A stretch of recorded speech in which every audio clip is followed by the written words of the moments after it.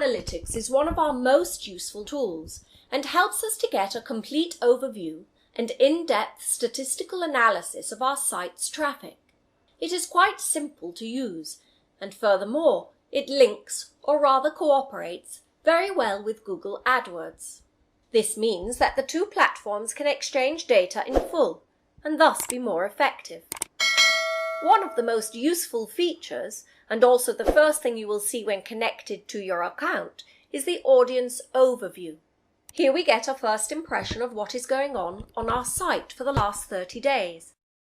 The graph schematically shows the fluctuations in visits of our website. Below this we can see the total number of visits to our website, how many different people made these visits, if these visits were from first-time visitors or return visitors, and how long each visit lasted. Also, we can change the time frame we're seeing with the option available at the top right on the screen.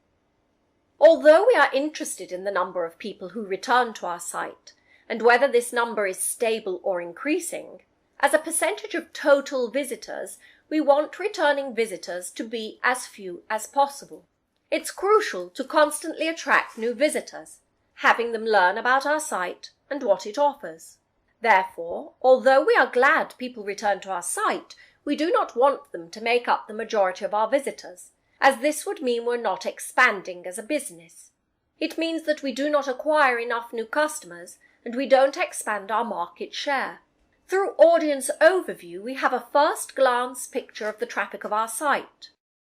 For example, if your bounce rate, i.e. the number of people who came to the page and left without making a click, is very large, for example 40%, this means that we either have a low-quality page or that our advertising is attracting people that are not really interested in the content on our site. Similarly, if our site's bounce rate is low, we can assume people have stayed for some time, and most probably had a good customer experience. We must highlight that such conclusions are never absolute. If you have a blog, it is normal that someone comes to see our last article and leaves. Therefore, having a high bounce rate is not something necessarily bad. On the other hand, if we have an online store, someone staying a long time on the site and viewing multiple pages is usually not a positive trait. That's because online stores want the user to quickly find what she wants to buy and then go straight to the payment page. In other words, there's a risk that our site is not performing to its best ability if we see such statistics. On the left of our screen there will be several options. The most important is the Audience section. Through this we can get valuable information about who is visiting our site, such as a user's age, their sex, their interests, etc. We can evaluate this information either to alter the content of our site to better suit our guest profile, or to change the target of the ads in order to attract a different audience to our site. Similarly, we can get information on the language they speak.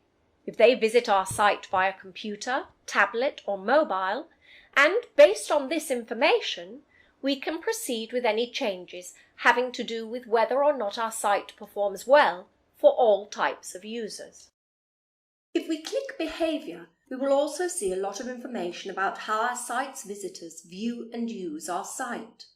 For example, if the majority of our visitors have visited our site before, returning visitors, then it means that we have enough interesting content so people visit again and again. If you have mainly first-time visitors, new visitors, then it means that most people do not see something really interesting on our site.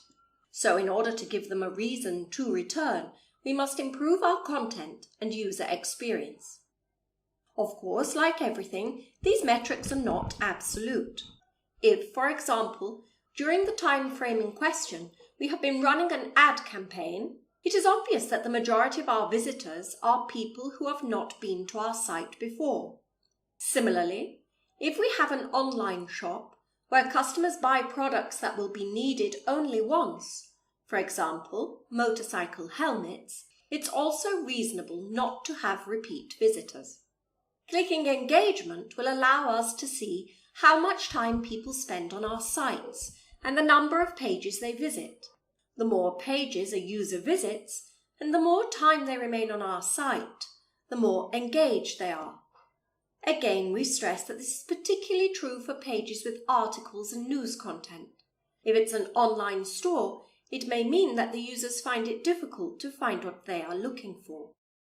The acquisition section is an overview of the most important information that Google Analytics can give us. In fact, it is an analysis of the sources of traffic of our site. In other words, it informs us through which channels most of the users of our site arrive from. Through this, we can see, for example, if our SEO efforts have any results, if we get traffic from the links to our site, whether social media send us visitors, how many visitors come through AdWords, and exactly what they do on our site, etc. At the same time, it allows us to see our weaknesses. For example, if the bulk of the visits to our site is from the organic results of Google, this means two things. Firstly, that we are not having an impact with our paid advertising on Google. Therefore, we should do some optimizing of our advertising in AdWords. Moreover, if we use questionable SEO practices, black hat SEO, and try to outsmart Google's algorithms, it is almost certain that eventually we will lose our rankings and we will find ourselves down on the 100th page of Google's results. Up until now, we have looked at the behavior of visitors to our website. It is, however, equally important to understand what pages on our site are most visited. In this way, we will see what our audience is interested in and what not. The graph that appears by clicking on our selection behavior overview will show the views of the pages themselves instead of the number of visitors. Naturally, this number is greater than the number of visits. This is because visitors of a site almost always see more than one page. Something else to note is the differing number between page views and unique page views. The reason for this discrepancy is that every time a site's page loads, Google Analytics records a view. If, for example, we reload the same page 5 times, then we have 5 page views. Nevertheless, we will have only one unique page view. Landing pages are the pages through which visitors come to our site. Although usually most people enter the home page of a site, this is not always the case. If, for example, a page of our site is high in the search results for a particular keyword, then that page will be yet another landing page for visitors. Similarly, if a third site has posted a link to an internal page of our website and people visit via this link, then this internal page will be another entry point to our site. Equally important, not more important, are the exit pages from our site. Pages from which people leave and go to another site or close the browser window. In other words, those pages where visitors cease to interact with our site. Output pages are of great interest because they can show us any problems on our site. If, for example, we have an e-shop and see that most visitors' output page is a page before the checkout process, then it means that this page has a problem and is preventing the visitor from proceeding. In other words, we are losing sales because of that page. If instead we have no outputs or losses during the checkout process, and most people leave at the thank you page, i.e. the page someone sees when they have completed the transaction, then it means that our shop doesn't have any problems in this area.